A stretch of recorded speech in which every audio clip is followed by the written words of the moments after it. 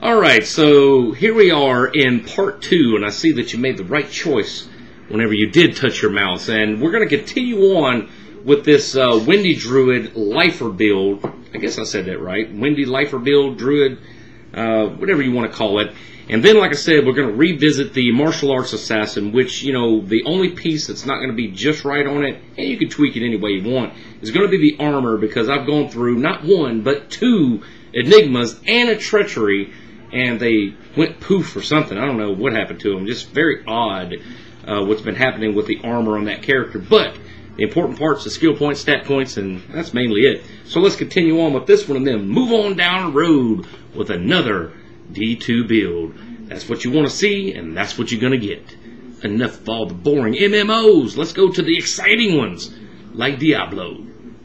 Use the cold and the fire because those 2 particular ones were a little bit lower, so right. I wanted the and higher that jacked amount it up. of the right. And if everybody will notice here, we got 55, 75, 75, and 74 under resistances, so that's understandable of why she did that. Alright, on the torch, there's a 320-14, which is 6 from perfect on the all resist. It is on the attributes. On the Anhelius, you have a 16-20-10. And that one is 4 from perfect on the Annie. So there you go. And I believe that's about it on those parts. Now let's look at this gear, because this gear is very impressive. The pride and joy of the whole build is this rare helm right here. 31 to defense, nothing too special. But check out the stat points on this helm. 2 to druid skills, 10 faster hit recovery, 3 to tornado. And at 3 to tornado, that being the main attack, is very, very, very impressive on this particular helm. You got enhanced defense, 45 to life. Now that right there is awesome as far as rare helms go. And then you have 15, 28, 15, 15 on the resistances, and that is coming. That and some of the life is coming from that jewel that you see up there, and that in itself is very impressive for a jewel. Alright, let's move on. We got Heart of the Oak, which is used for the skills, faster cast rate, and what was the other one? 40 to all resist. 40 to all resist. And that right there is a perfect Hoto Flail. On the Spirit, it's 4 from perfect, you said? Yeah, it's supposed to be 35? Okay, so 231.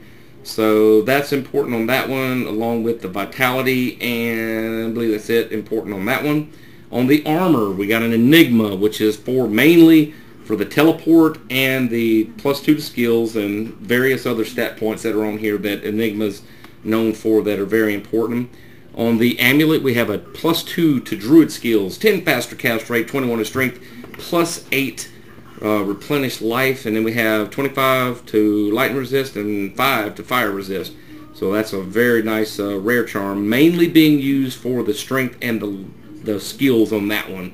And the faster cast rate is also important. If that was a 20 faster cast rate, that bad boy right there would be priceless. Priceless. More than Amara's could ever be. That is more than Amara's. It is more than Amara's. 20 faster cast rate would be like the equivalent of 40 Amara's. Oh, awesome.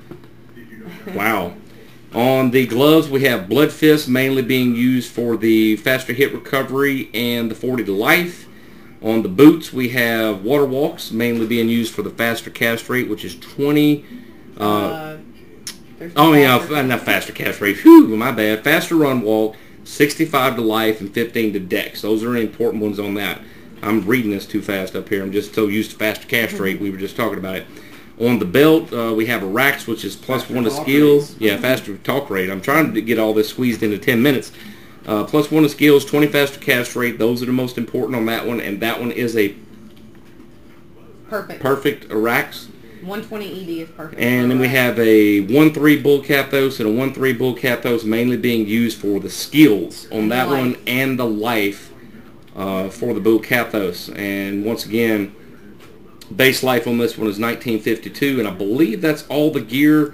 And of course on the alternate we have CTA 4, and that's a 6 bow CTA, so that's perfect CTA. Yes. Go. With my build, I reached the 99 faster hit recovery breakpoint and the 99 faster cast rate breakpoint. Awesome. Which are not the highest, but the next to highest possible breakpoints that you can reach. Awesome. So he is pretty well planned. You can hit like either max faster cast rate or max faster hit recovery, but you can't do both and still have that much skill. You could do both, but you wouldn't be able to wear skill charms. You'd have to have faster hit recovery charms. Awesome. No life ones, and I preferred to go with the Vit build. So. Awesome. So there you go. All right, now let's have a look. All right, base life 1952. Let's hit her with a bow. All right. Now let's go back over here. Let's get up an oak sage. Let's throw on some cyclone armor and a hurricane just for shits and giggles, and then bring out the pet. Now let's look at the base life. 6848, and on the tornado damage 7K, which is awesomely impressive for a windy druid for the attack. Make sure that's still on. Yeah, I don't need to make sure I didn't drop anything there. And look at this. And I understand this is out in the cold plains and they're not very hard at all, but even for a windy druid to one-shot anything out here, Act 5.